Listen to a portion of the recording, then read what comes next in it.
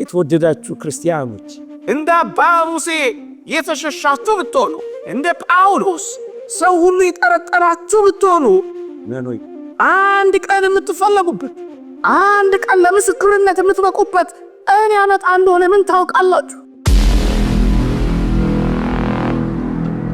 መኖይ ተቀብረን አንቀርም እንወጣለን። ጠፍተን አንቀርም እንገኛለን። ተረስተን አንቀርም እንታውሳለን። ተዋርደን አንቀርም እንከብራለን። ሞተን አንቀርም ሕይወት እናገኛለን። ያለፉትን ዘመናት ሳልጠቅምን የቆየሁት ራሴን አልጠቀምኩ፣ ቤተሰቤን አልጠቀምኩ፣ ቤተ ክርስቲያኔን አልጠቀምኩ፣ ሀገሬን አልጠቀምኩ፣ ወገኔን አልጠቀምኩ። አሁን ከእንግዲህ በኋላ እኔ እጠቅማለሁ። የብዙ ሰዎች ሐሳብና ጥያቄ ይሆናል። እመኔ ትጠቅማለህ። ቅዱስ ዮሐንስ አፈወርቅ እንደተናገረው ክርስቶስ ይሁዳን እንኳን ሳይቀር እጆቹን ዘርግቶ ይቀበለው ነበር ይላል። አንተ ይሁዳን የሚቀበል አምላክ እንኳን እያለ አንተ ከዚህ አምላክ በብዙ ርቀት ትሮጣለህ፣ በብዙ ርቀት ተሸሸዋለህ፣ በብዙ ርቀት አይቀበለኝም፣ እንድጠቀም አያደርገኝም ብለህ ከሱ ደግሞ ጀርባህን ሰጥተህ ትኮበልላለህ። በቃ አስጨከኑ። ወጥተን አንቀርም እንገባለን። አንክሰን አንቀርም ደግሞ ጸንተን እንቆማለን። አዝነን አንቀርም ደግሞ እንደሰታለን። ነፍርቀን አንቀርም ደግሞ እንስቃለን። እግዚአብሔር ያደረገው ይሄንን። በየትኛውም ደረጃ እግዚአብሔር ጋር የደረሰ ሳይቀየር የቀረ ማን ነው ወገኖቼ? በየትኛውም ደረጃ ወንበዴዎች፣ አጥፊዎች፣ አሳዳጆች፣ ጠላቶች፣ ከማኞች እንኳን ብንሆን እግዚአብሔር እኛ ጠቃሚ አድርጎ ይቀይራል የሚችልበት ጊዜ አለው።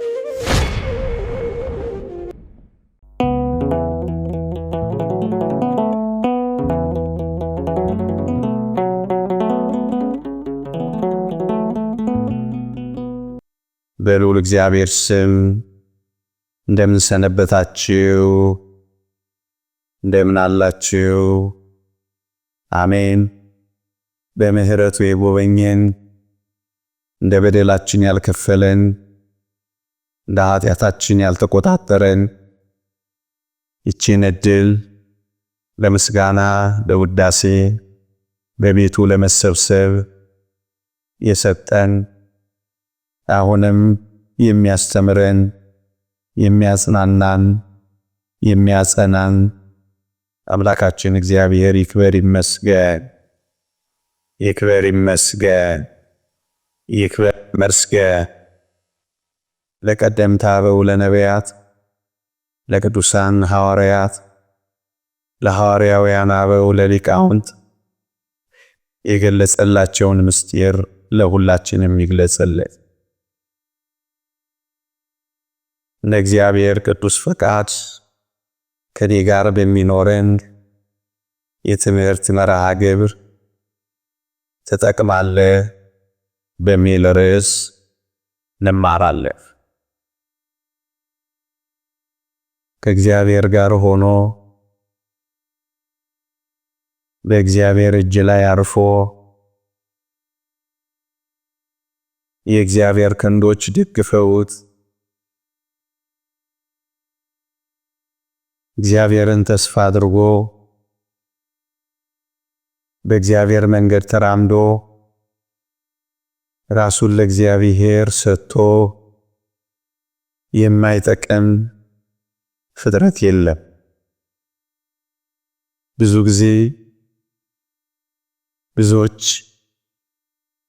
በብዙ መሰነካክሎች፣ በብዙ መንቻካ ፈተናዎች፣ በብዙ ውጣ ውረዶች መጨረሻ ላይ የምንደርሰው እኔ የማልጠቅም ስለሆነ ነው፣ እኔ ምንኛ የማረባ ሰው ነኝ ብለን ከዚያም ወደ ሌሎች ጥፋቶች ነው የምንሄደው።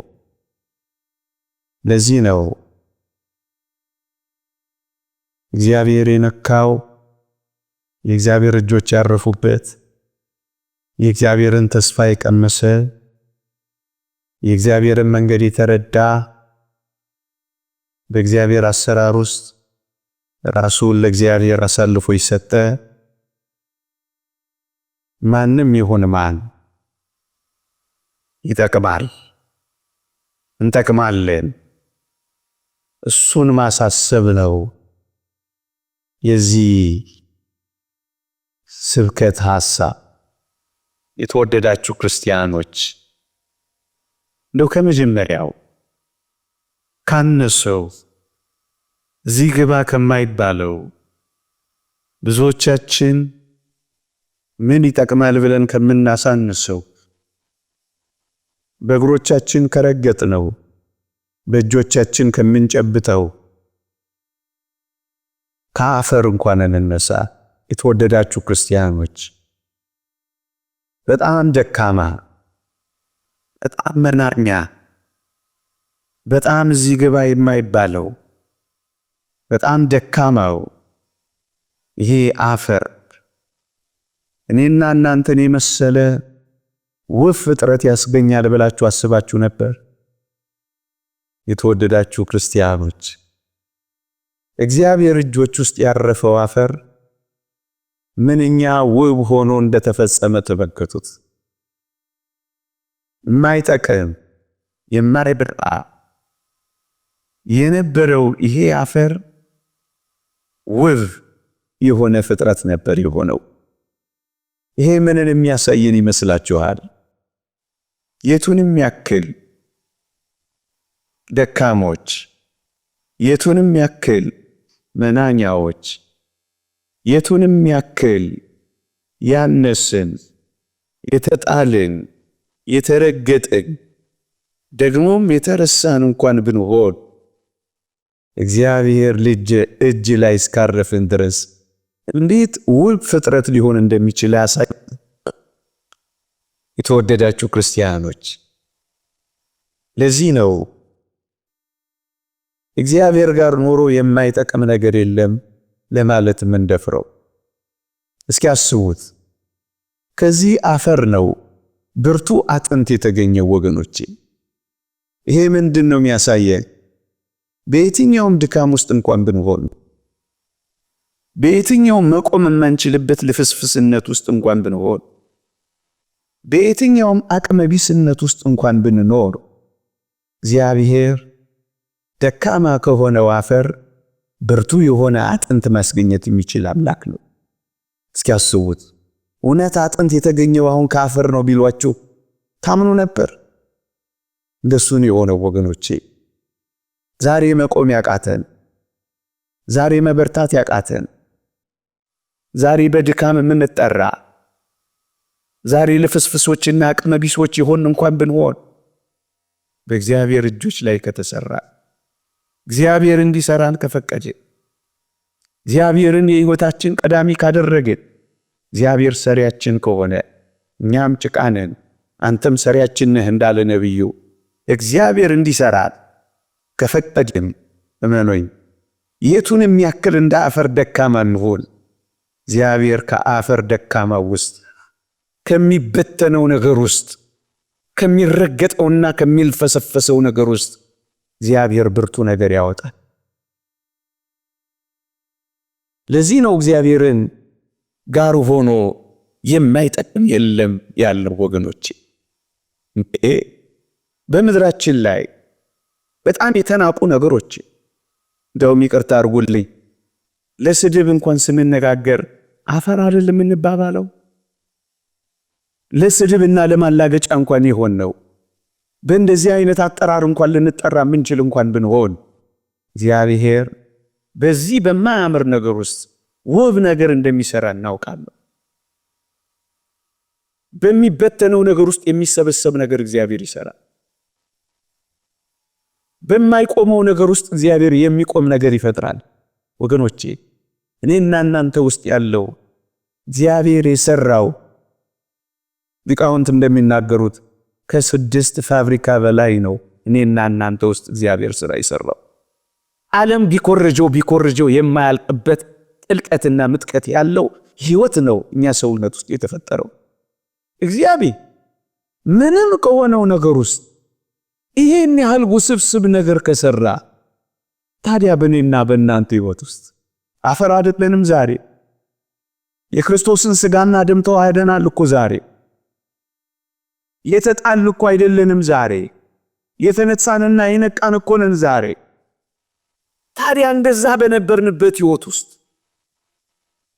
ካለመኖርና ምንም ከነበርንበት ሕይወት ውስጥ እንደዚህ ምን ጠቅም ካደረገን እዚህ ከደረስን በኋላ የማንጠቅም እንሆናለን ብላችሁ ታስባላችሁ? ወገኖቼ ለምን እንደዚህ ደካማን ሆን? ለምን እንደ አፈር የተናቀንና የተጠላን ለምን አንሆን? ለምን አስተዋሽ የሚያጣን ሁሉ የሚረግጠን ሁሉ የሚበትነን ለምን አንሆንም? እግዚአብሔር እጆች ውስጥ ካረፈን እመኑኝ የማይጠቅም ፍጥረት የለም። እንደው ከትንሹ ነገር እኮ ልነሳ ብዬ ነው ወገኖቼ። ሌላ ከፍ ያለውን ነገር እስኪ ያስቡት። እግዚአብሔር ትሞታላችሁ ያለን ሞት እንኳን ሳይቀር እግዚአብሔር ለጥቅም ያደርገዋል ብላችሁ ታስባላችሁ? ደግሞ አለው ሞትን ትሞታለህ ብሎ የፈረደበት ያ ሞት ለሰው ልጆች ጥቅም ይሆናል ብላችሁ አስባችሁ ታውቁ ነበር? ወገኖቼ እግዚአብሔር ፍቅር፣ እግዚአብሔር መሐሪ፣ እግዚአብሔር ሰውን ወዳጅ ስለሆነ ትሞታላችሁ ያለንን ሞት እንኳን ሳይቀር ለጥቅማችን አድርጎ የቀየረው አምላክ። አብዛኛው ሰው እንደሚያውቀው ሞትን መሪር ብሎ ነው የሚተረጉመው።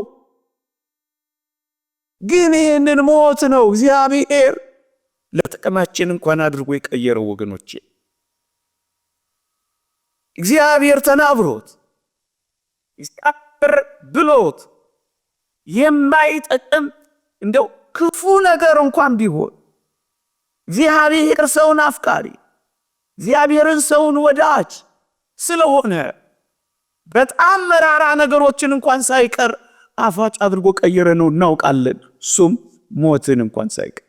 የተወደዳችሁ ክርስቲያኖች አንዲ የሸክላ ሰሪ ገሏ ቢሰነጠቅ ጊዜ ወይም ገላዋ ቢሸረፍባት አብኩታ አፍርሳ አብኩታ ለውሳ የምትሰራው ምርጥ ዕቃ አድርጋ ነው ወገኖቼ።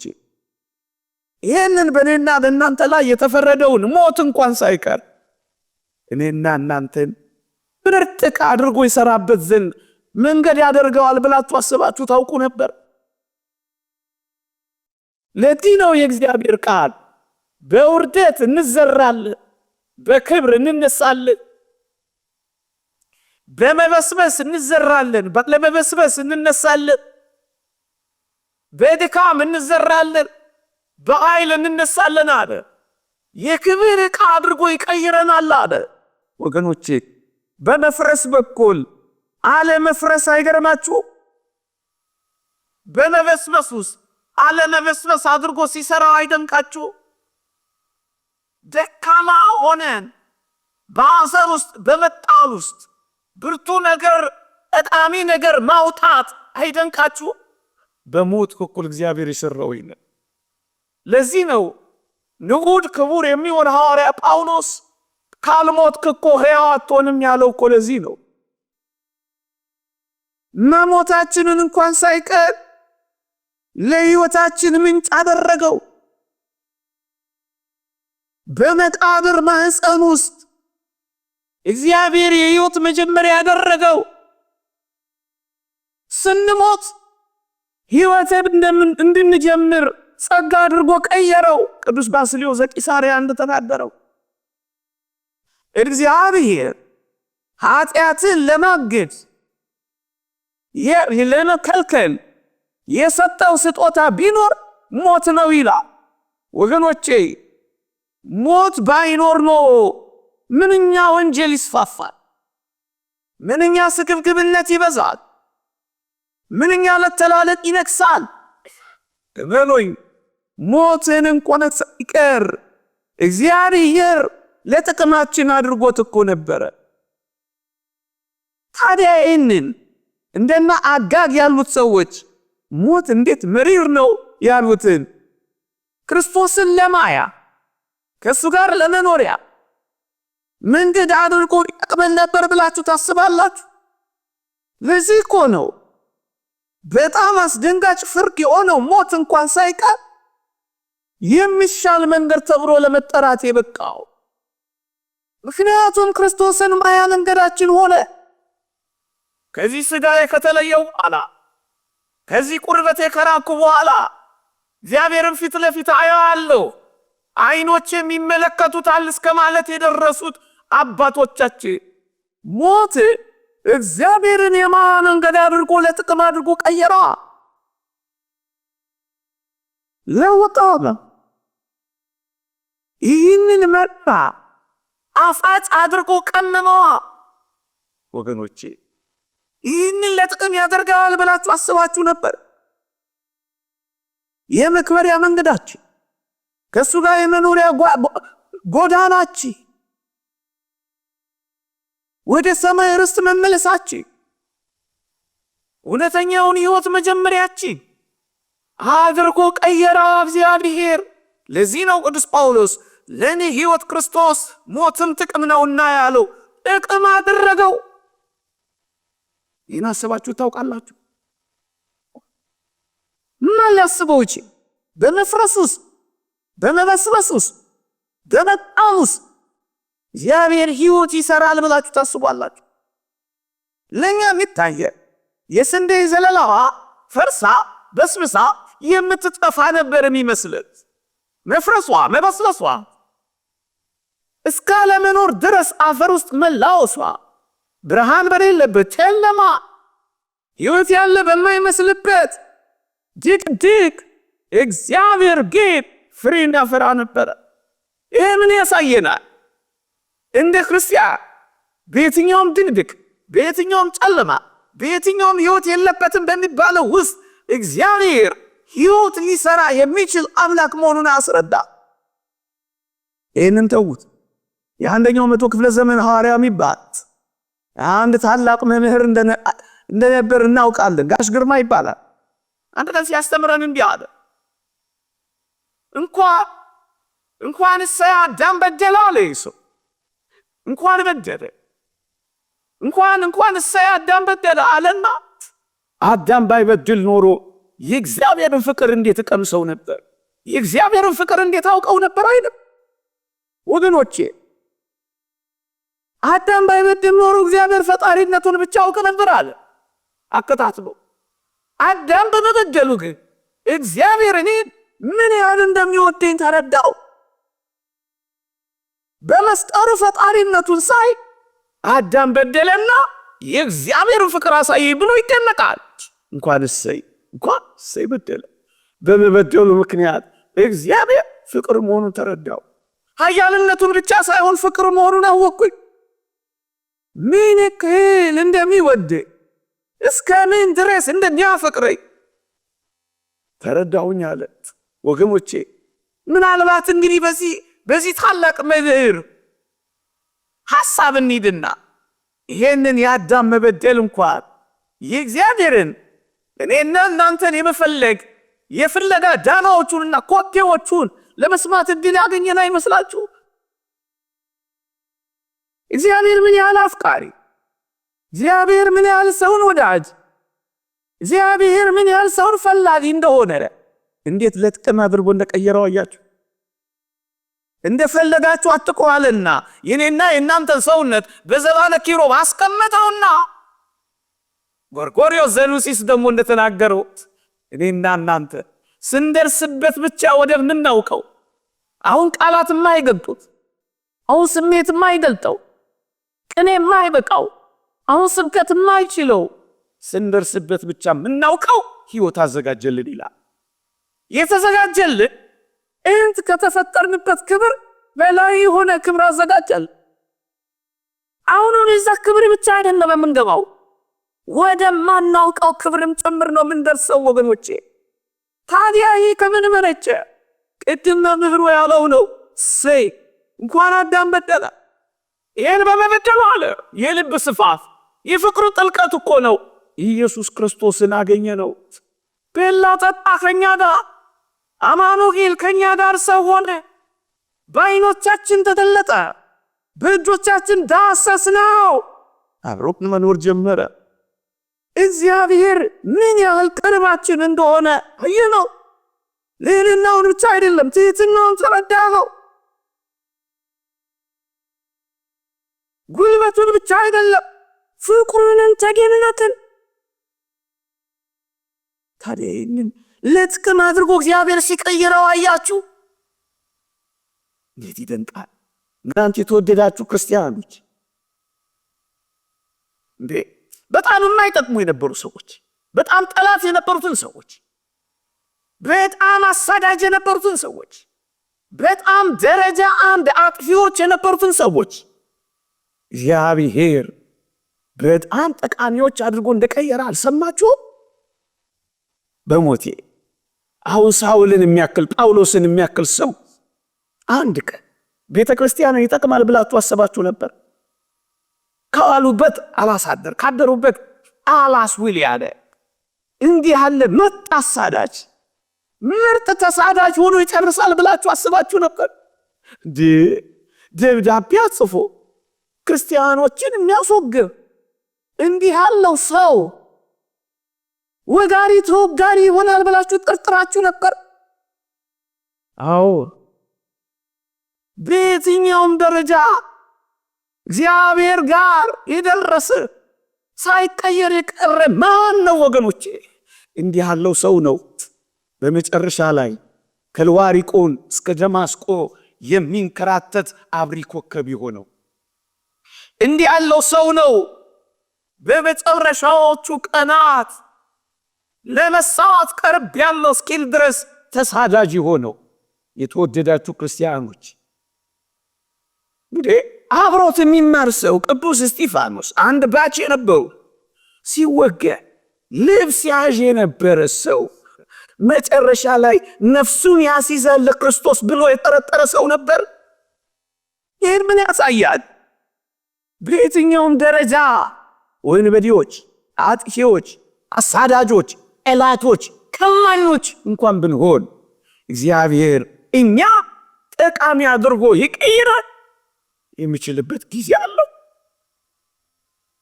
ዘመን አለ፣ መንገድ ያለው እግዚአብሔር። እንዴ ትንሿን ሰናፍጭ እንዲሁም ሊቃውንት ከሰናፍጭ ጋር ያነጻጽሩታል። ሐዋርያ ጳውሎስ ሰናፍጭ እኮ እዚህ ግቢ ማትባል ቅንጣት በአይን እንኳን ለመታየት የምትረቅና ሰናፍጭ ሲተክሏት ግን ትልቅ ዛፍ ትሆንና ብዙዎችን ታሳርፍና ለብዙዎች መጠለያ ትሆናለች። ጳውሎስ እንደሱ ነው ይላሉ። በእውነት በአቴና የነበረውን ያን ዲዮናስዮስን የሚያክል ፈላስፋ ያስጠለለ እኮ እንደ ሰናፍጭ ያለው ምንም የማይጠረጥረው እኮ ሰው ነው ጳውሎስ። ቤተ ክርስቲያን እሱን ለመቀበል ተጠራጥራ ነበር ይላል አንድ ሊቅ። እንዴ እንደ ጳውሎስ የምንጠረጠር እንኳን ብንሆን እግዚአብሔር ጠቃሚ አድርጎ የሚቀይርበት ቀን ነበር። ለጥቅም አድርጎ የሚቀይርባቸው እንደ በርናባስ ያሉ ሰዎች እግዚአብሔር ነበሩት።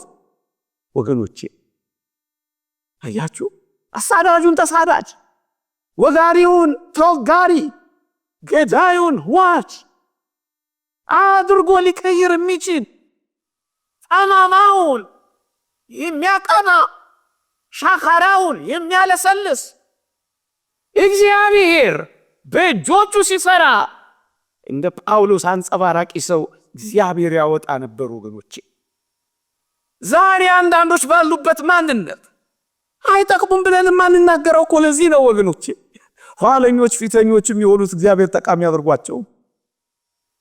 ዋና ተናጋሪው በርናባስ ነበረ። ሐዋርያት ሥራ እስከ ምዕራፍ 13 አንብቡት። በርናባስና ሳውል ሲል ታገኙታላችሁ። ሲጨርስ ግን የሐዋርያት ሥራ ከ13 በኋላ ግን ተመልከቱት፣ ሳውልና በርናባስ በሚል ተቀየረ። ሳውል የሚጠቅም ሰው ሆና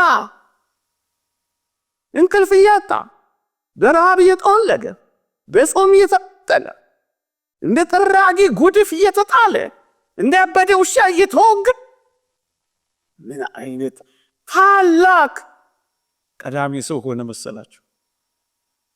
ይሄ የሆነው እግዚአብሔር ጠቃሚ አድርጎ መቀየር ስለሚችል ነው ወገኖቼ። ይሄው ጠቃሚ አድርጎ ቀየረው። ዛሬ በየትኛውም ደረጃ እንዴ አሁን እንደነ ሙሴ ጸሊም ያሉ ሰዎች ማን ጠቃሚ ይሆናሉ ብሎ አሰበ ወገኖቼ? እነዚህ ሰዎች አሁን ጠቃሚ ይሆናሉ ብሎ አሰበ።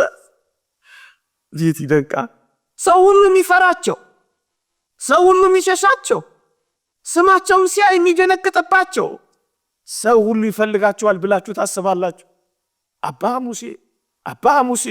አባ ሙሴ እየተባለ ዝነኛ ይሆናል ብላችሁ አስባችሁ ታውቃላችሁ?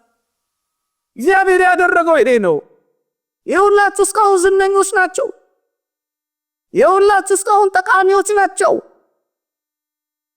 ሙሴው ይጠቅማሉ፣ ዘመናዊ ናቸው።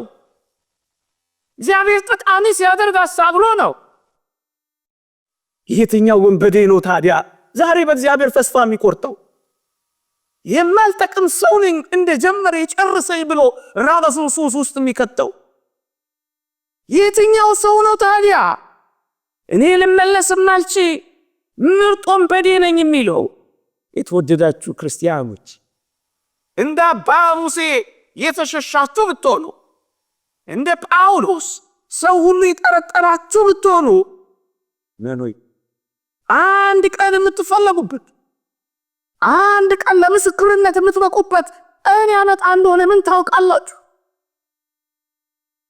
እንደ ጀመረ ይጨርሰኝ እኔ የማልነሳ ቅስሜ የተሰበረው እንድንል ድል የማይሰጠት እግዚአብሔር እንዲህ ያሉትን የማይጠቅሙ ሰዎች ጠቃሚ አድርጎ ሲቀየር ማን ነው የማይጠቅም? የማያውቁ የነበሩትን ሰዎች አዋቂ ያደረጋቸው እግዚአብሔር። ኮልታፎቹን ሐዋርያት ተናጋሪዎች ያደረጋቸው እግዚአብሔር። ንግግር አዋቂዎችን ሶፊስቶችን አፈዘኳቸው። ስለዚህ ንግግር የማያውቁ ሰዎች ግማሾቹ ቀራጮች ናቸው፣ ግማሾቹ አሳ አጥማጆች ናቸው። አሁን እነዚህ ሰዎች ዓለምን ይቀይራሉ ብላችሁ ታስባላችሁ? አደረገው። እግዚአብሔር በአንዳንዶቹ እውቀት ላይ ተጨምሮ እውቀትም ይሁን እንዳይመስላችሁ። እግዚአብሔር በባዶ ነገር ውስጥ የሚሞላ፣ እግዚአብሔር ባልቶች ውስጥ እውቀት የሚገልጥ፣ እግዚአብሔር በመናኛዎች ውስጥ የሚያበረክት፣ እግዚአብሔር የሉም በሚባሉ ሰዎች ውስጥ አምላካችን እንደሆነ አውቀነዋል። ተቅማለ እሱን ነው የሚያሳየን ወገኖቼ። እንዴ መስቀሉን እስኪያስቡት ከ300 ዘመን በኋላ የክርስቶስ መስቀል ሳይፈርስ ሳይበሰብስ አይጠፋ ከ300 ዘመን በኋላ ይጠቅማል ብላችሁ ታስቡ ነበር ወገኖቼ? እግዚአብሔር ዘመን አስቀረው። የእግዚአብሔርን ሥራ ዘመን አስረጀው። እግዚአብሔር አሰራሩ ዘመን አሸንፈው። ለምን 300 ዘመን አይሆን? ረፈበት ካው ነው ማለት የዓለም በዚህ ዘመን እንደ ምድረ በዳ የሆነብን ብዙዎች አለን። የሚጠጣ ያጣ እንደ ምድረ በዳ የሆነብን አለን። የሚበላ አጣ እንደ ምድረ በዳ የሆነብን አለን። ማረሰ እንደ ምድረ በዳ የሆነብን አለን። መሰማሪያ ያጣ እንደ ምድረ በዳ የሚሆንብን አለን። ያጣ በእውነት መሸሸግ፣ ዋሻ፣ መጠለያ፣ ፍርክታ፣ ማረፊያ ያጣች ነፍስ ትኖራለች። ግን መኖይት እነዛ ምድረ በዳዎች እንደ ዳዊት ላለ እግዚአብሔርን ለምትፈልግ ነፍስ እንደ ቅድስተ ቅዱሳን የማመስገን የቅኔ ማህሌት መሆን ትችላለች። ይህ ቅኔ ማህሌት አደረጋት። መነኮሳትም መናንያንም ባሕታውያንም እንደዚህ ያደረጉት ተራራውን ሲያዩ ዝም ብለው ተራራውን አይደለም የሚመለከቱት ወገኖቼ፣ አይደለም። በእነዚያ ተራራዎች ውስጥ የእግዚአብሔርን የማሳረፊያ ረጅም እጆች ነው የሚያዩት። ተራራውን አይደለም። ምድረ በዳ ውስጥ እግዚአብሔርን ነው። ወዳጄ መከራን ስታዩ እግዚአብሔርን ይው፣ መንገላታትን ስታዩ እግዚአብሔርን ይው። በእነዛ ሁሉ ጠላቶች ተከቦ ዳዊት በዝማሬን የቀጠለው አሁን እነዛን ምድረ በዳዎች የመዝሙር ቦታዎች አድርጎ ለጥቅም መቀየር ይችላል። አዎ ይችላል። መከራና መስቀያው መሆን ይችላል። ማዘን በልህ ቀናማ መሆን ይችላል። የበዛብህ የአጋንንት ውጊያና ጦር መዋጋ፣ መጠንከር፣ መበርቻ መሆን ይችል ለጥቅም አድርገህ መዋል ትችላለህ። እንደ ዳዊት በእውነት እንዴት ይደንቃል! እኔ በጣም ቢደንቀኝ ምናልባት ከመጥቀም አርፍዳችሁ የሆናችሁ እዚህ ውስጥ ልትኖሩ ትችላላችሁ። ያለፉትን ዘመናት ሳልጠቅምን የቆየሁት ራሴን አልጠቀምኩ፣ ቤተሰቤን አልጠቀምኩ፣ ቤተ ክርስቲያኔን አልጠቀምኩ፣ ሀገሬን አልጠቀምኩ፣ ወገኔን አልጠቀምኩ። አሁን ከእንግዲህ በኋላ እኔ እጠቅማለሁ። የብዙ ሰዎች ሐሳብና ጥያቄ ይሆናል። እመኔ ትጠቅማለህ። ቅዱስ ጳውሎስ አናሲሞስ ስለሚባል ሰው የጻፈው ለፊሊሞና እንዴት አስደናቂ ቃል መሰለ! እስካሁን ስላልጠቀመ ከእንግዲህ በኋላ ግን ስለሚጠቅመን ብሎ ይጻፈልህ። እንዴት ያስደንቃል! እስካሁን ሳትጠቅሚ ልትኖሪ ትችላለሽ። እስካሁን ሳትጠቅም ልትመላለስ ትችላለህ። እስካሁን አልጠቀምንም ማለት ግን ነገ አንጠቅምም ማለት አይደለም። መቼ እንዴት እንደምትጠቅም የሚያደርገው እግዚአብሔር ነው። ወደዚህ ክርክር የማይጠቅመውን ጠቃሚ አድርጎ የሚቀይረው እግዚአብሔር ነው። እዚህ ቤት ገብቶ ውሃ ሆኖ ገብቶ ጸበል ሆኖ ነው የሚወጣው። አፈር ሆኖ ገብቶ እምነት ሆኖ ነው የሚወጣው።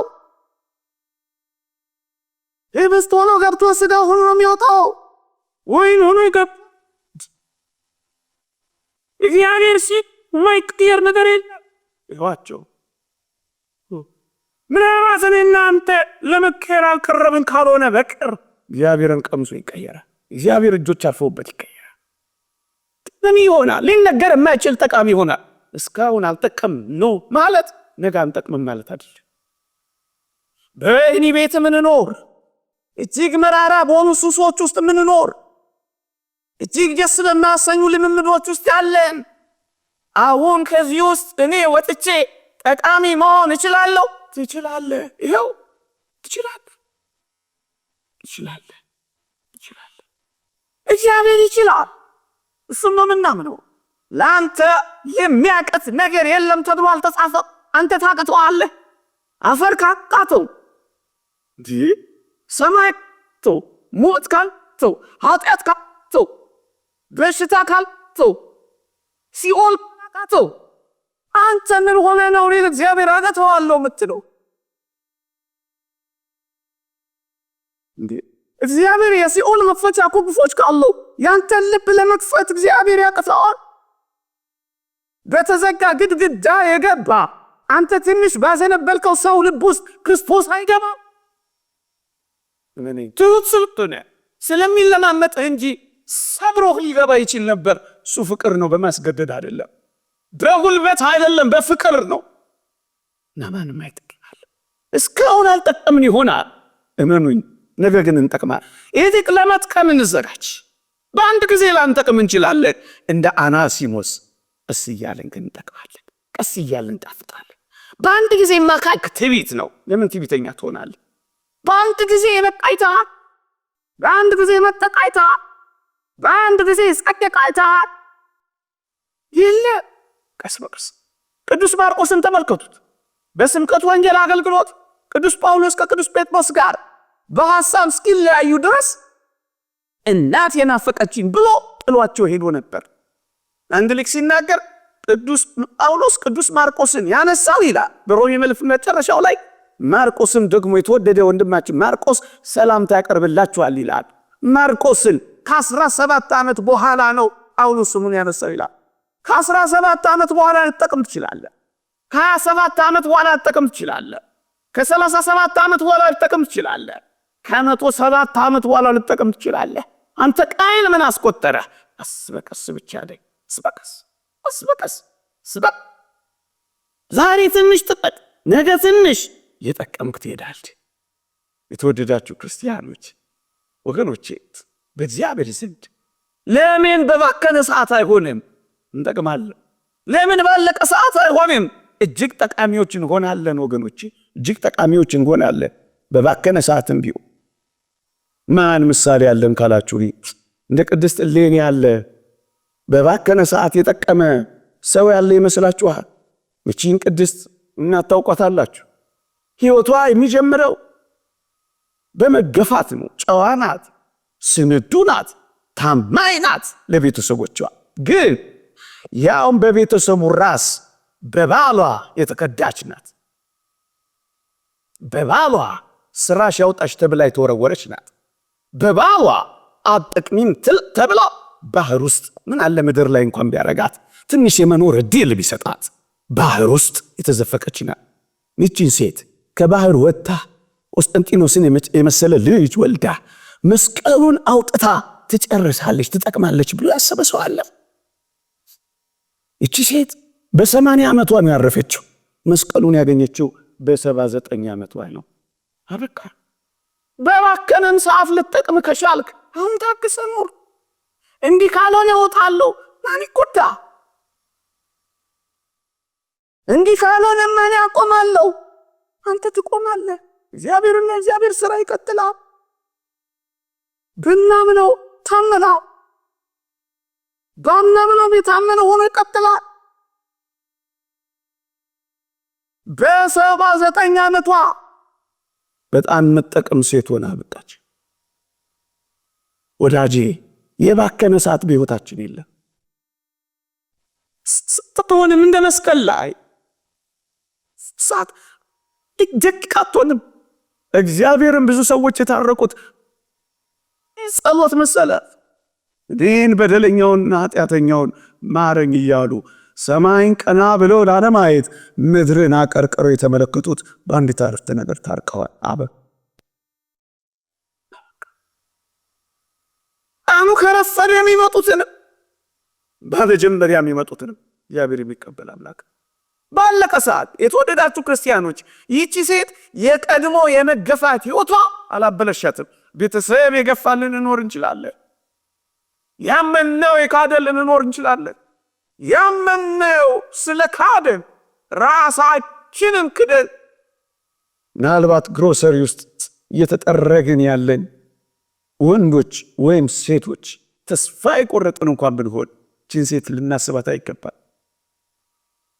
ይሆናለን። ለምን እዛ እንከርማለን? ለምን እኛ ደግሞ ሌሎች ያበላሹን አንሶ እኛ ደግሞ ለመበላሸት ራሳችንን አሳልፈን እንሰጣለን፣ እንጠቅማለን።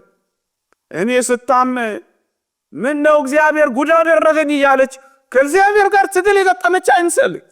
ብዙ ሰዎች እንዲህ አይነት ትግል ገጥመናል። በጣም ይደንቃል። እግዚአብሔር እኮ በእውነት ክርክር ምንገጥመው እሰጥ አገባ ምንገባው እንካመን ከምንለው አምላክ እኮ አይደለም እግዚአብሔር። እንዲህ እኛን ለማናገር መፍቀድ እንኳን አይደንቅም። እኛን ለመክት መምረጥ እንኳን እግዚአብሔር አይደንቅም። ታስበው ዘንድ ሰው ምንድን ነው? እኛን ማሰብ። የተወደዳችሁ ክርስቲያኖች ከእግዚአብሔር ጋር እጠቅማለሁ አልጠቅምም እያልን ሰጣ ገባ መግባት የለብንም። እንጠቅማለን። ምነው እንደዚህ ምነው እንደዚያ እግዚአብሔርን በአንዳንድ ነገሮች የምንሞግተውና ሰጣ ገባ የምንገጥመው እንዴት ሊሆን ይችላል? እግዚአብሔርን ያውቅ፣ አንተ ብቻ ታውቃለህ። ከኔ የሚጠበቅብኝ ራሴን ብቻ ለአንተ አሳልፌ መስጠት። እቺ ሴት ባጣችው ነገር እየተቆጨች በትናንትናዋ እየተናደለች የነገ ህልሟን ያጨለመች እንዳይመስላችሁ። ትላንት አለፈ፣ በቃ ሄደ። ነገዋን አላበላሸች። ህይወት ቀጠለ። ህይወት ይቀጥላል። ህይወቷን የቀጠለችው እንደውም በጣም የሚደንቀው ስትገፋ ወደ መስቀሉ ሄዳ መመርኮዝን የመረጠችው። ይልቅ ወደ መስቀሉ ናናረፍ። እንደ ይሁዳ መሰቃየህን አትፈልግ። ሰይጣን በጣም ክፉን። ይሁዳ ክርስቶስን አሳልፎ ከሰጠ በኋላ ታስታውሳላችሁ፣ በጣም ያሳዝናል። ተጸጸተ፣ ደግሞ አለው ተጸጸተ። ይሄን ጸጸት ሲያይ ግን ዲያብሎስ ሌላ ወጥመድ ፈጠረ። ምን ፈጠረ? ከተጸጸተ ምን ሊያረግ ነው? ወደ ክርስቶስ ሄዶ ይቅር በለኝ ሊል ነው። ስለዚህ ዲያብሎስ ምን አደረገ? ይሄን ጸጸቱን ተጠቅሞ ይሁዳን ወደ መስቀሉ ሳይሆን ወደ መሰቀያ ቦታ መራው። ለምን? ወደ ክርስቶስ ከሄደ ዲያብሎስ አንድ ነገር ያውቃል። ክርስቶስ ይሁዳን እንኳን ሊምረው የሚችል ፍቅር መሆኑን ያውቃል። ይድንበት እንዳይድንበት ምን አደረገው? ወደ መስቀሉ ከመሄድ ይልቅ ወደሚሰቀልበት እንጨት መራው። ይሁዳ በዚህ ተደመደመ። በእርግጠኝነት ቅዱስ ዮሐንስ አፈወርቅ እንደተናገረው ክርስቶስ ይሁዳን እንኳን ሳይቀር እጆቹን ዘርግቶ ይቀበለው ነበር ይላል። አንተ ይሁዳን የሚቀበል አምላክ እንኳን እያለ አንተ ከዚህ አምላክ በብዙ ርቀት ትሮጣለህ፣ በብዙ ርቀት ተሸሸዋለህ፣ በብዙ ርቀት አይቀበለኝም፣ እንድጠቀም አያደርገኝም ብለህ ከሱ ደግሞ ጀርባህን ሰጥተህ ትኮበልላለህ። በቃ አስጨከነው። ወደ መስቀሉ ሳይሆን ወደ መሰቀያው ወሰደው። ተከመረበት፣ አድብቶ ያዘው። ሰይጣን እንደዚህ ነው የሚያረቀው ወገኖች። እና በባከነም ሰዓት እንደዚች ሴትዮ እንደዚች ቅድስት እናት ልትጠቅም ከቻልክ ምን ታውቃለህ?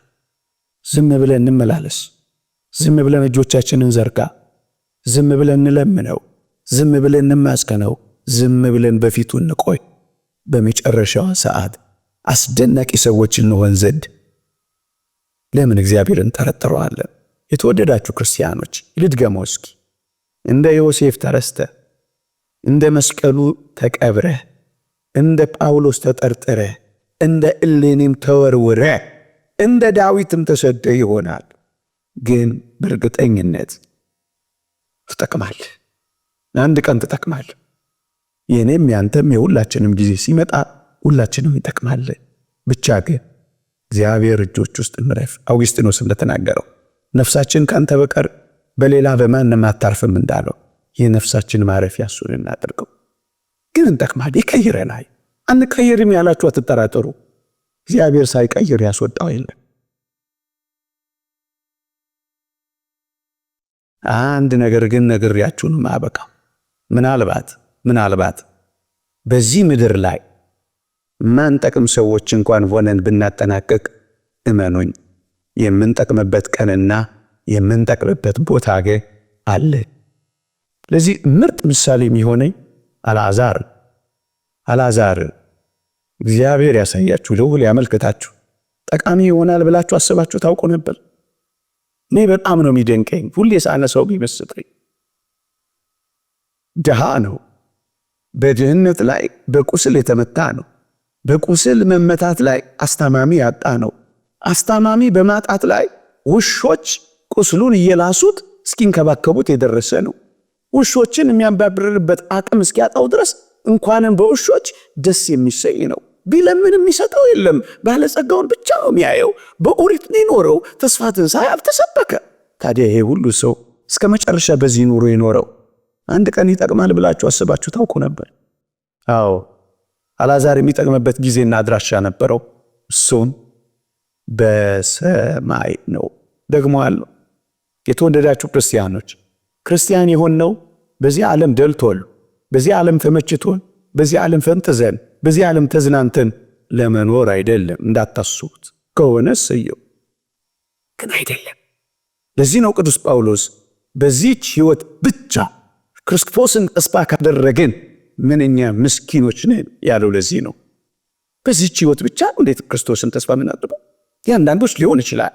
የኔና ያንተ ደግሞ ላይዋ ይችላል። እንደ አልዓዛር በምድር ላይ የማጠቅም ሆነን ብናጠናቀቅም እንደ ቅድስት እሌኒ በባከነ ሰዓት የምንጠቅም እንኳን ባንሆንም ግን በሰማይ መጥቀማችን ይጀምራል።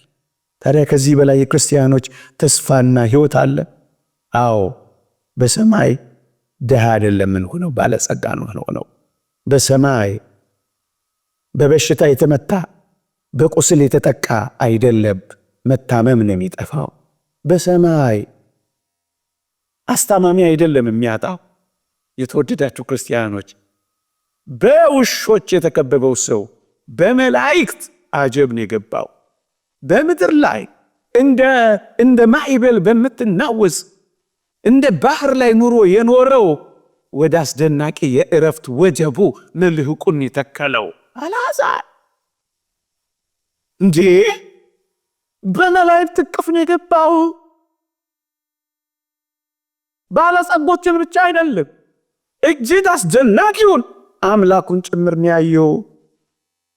ታዲያስ በጣም የሚጠቅምበት ጊዜ የመጣ ይመስላችሁ? ታገሱ ክርስቲያኖች። አትቸኩሉ ክርስቲያኖች። የኔና የናንተ ምርጥ ጊዜ በሰማይ ሊጀምር ይችላል። አልዓዛር በዛ በሰማይ አሁን ቪአይፒ ወይም ቪቪአይፒም በለው እንደሱ መኖር ነው የጀመረው። ተፈላጊ ሰው፣ ምርጥ ሰው፣ ዝነኛ ሰው ነው የሆነው። አሁን ዝነኛ ላንሆን እንችላለን። ምን አገባ? አሁን ሪኮግኒሽን የሌለን፣ እውቅና የሚሰጠን የሌለን፣ የሚያጨበጭብ የሌለን፣ የሚያየን የሌለን ልንሆን እንችላለን። በመጨረሻው ዓለም ግን ሁሉ ወደኛ ይመጣል። አንድ ቀን ያላየው ባለጸጋው ና እንኳን ከሩቅ ይላል አብርሃም። ደግሞስ አልዓዛርንም በቅፍ አልዓዛር የመታየት ቀን ይመጣል በሰማይ። የዝነኝነት ቀን ይመጣል በሰማይ። ታዲያ አልዓዛር ጊዜ አልጀመረም ብላችሁ ታስባላችሁ? አልዓዛር በጣም ጠቃሚ በሆኑ የምትረዱት አልዓዛርን ስደድልኝ ማለት ተጀመረ። ተፈላጊ ትሆናል። በባትሪ የምትፈልግ ትሆናል። ያ ቁስል ያከከበት እጅ እንኳን ሳይቀር የጣቱን ጫፍ አስነክቶ ምላሴን ያበርድልኝ ዘንድ እባክህን ላክልኝ። ባለጸጋ የሚፈልግ ድሃ ልትሆን ትችላል። ብዙ ያለው ሰው ምንም የሌለን የሚፈልግ አንተ ውስጥ ብዙ ሀብት አለ። አንተ ከፍ ብለሃል። ታዲያ ይሄ አልዓዛር ጊዜ አይደል? ከቅርብ ያላዩ ከሩቅ የሚያዩበት ጊዜ ይመጣል። ስምን ጠርተው ማያውቁት ስምን የሚጠሩበት የሚደጋግሙበት ቀን ይመጣል። የምጠቅምበት ቀን ይመጣል በሰማይ። ተስፋችን በሰማይ እንጠቅማለን። ይቆየ